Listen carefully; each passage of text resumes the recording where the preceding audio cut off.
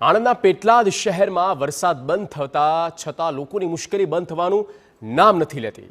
પેટલાદમાં વરસાદે વિરામ લીધાને કલાકો વીતી ગયા છતાં શહેરની ગુજરાત હાઉસિંગ સોસાયટીમાં વરસાદી પાણી ઓસર્યા નથી।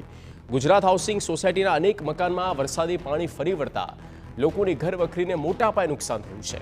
છેલ્લા 3 દિવસથી લોકો ભારે હાલાકી વેઠી રહ્યા છે, છતાં પેટલાદ પાલિકાના કોઈ અધિકારી કે નેતા મદદ માટે ફરક્યા પણ ન હોવાનો સ્થાનિકોનો આક્ષેપ છે।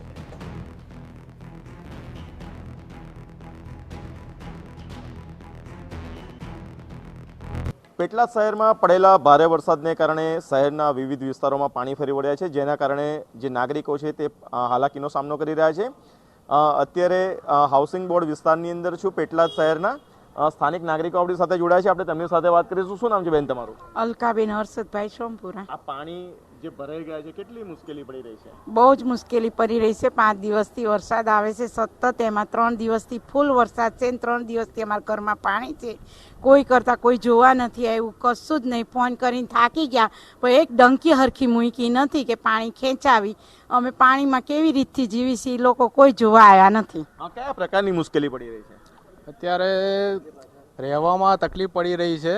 પાણી ઘરમાં 1 ફૂટ સુધીના ભરાઈ ગયેલા છે અને કોઈ અધિકારી કે કોઈ આવીને સર્વે પણ નથી કરતા કે ભાઈ તમને શું પ્રોબ્લેમ છે, કોઈ વસ્તુની જરૂરિયાત હોય, શું છે શું નહીં, કોઈ પ્રકારની મદદ મળી રહી નથી। તો આ વિશે તો હું શું કહી શકું હવે? બેન, કેટલી મુશ્કેલી પડી રહી છે? હવે તો બહુ મુશ્કેલી પડી ગઈ છે। નાના બાળક બી ગંદા પાણીમાં બીમાર પડી જાય છે, એટલી તકલીફ કે જમવા બનાવવાની બી એ પડે છે। આપણી સાથે બીજા પણ નાગરિકો જોડાયા છે। બેન, જે રીતે પાણી ભરાઈ ગયા છે, કેટલી મુશ્કેલી પડી રહી છે? બહુ મુશ્કેલી પડી ગઈ છે। ખાવાના બી ઠેકાણા નથી, કોઈ પૂછવા આવતું નથી। કોઈ ચૂંટાઈને આવ્યું છે એ બી કોઈ પૂછવા આવ્યું નથી।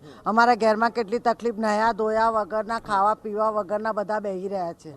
શું તંત્ર પાસે શું અપેક્ષા? તંત્ર પાસે કે તરત તાત્કાલિક આ પાણીનો નિકાલ કરાવે, જેથી કરીને અમારા ઘરનું પાણી અમે બહાર કાઢી શકીએ, તો અમારા ઘરમાંથી પાણી જાય તો અમે શાંતિથી જીવી શકીએ। સ્થાનિક લોકો વહીવટીતંત્ર પ્રત્યે ખૂબ જ નારાજગી રાખી રહ્યા છે, કારણ કે 3 દિવસથી પાણી ભરાઈ જવા છતાં પણ તંત્રનો એક પણ અધિકારી આ સ્થળોની મુલાકાત લેવા માટે ડોકાયો નથી।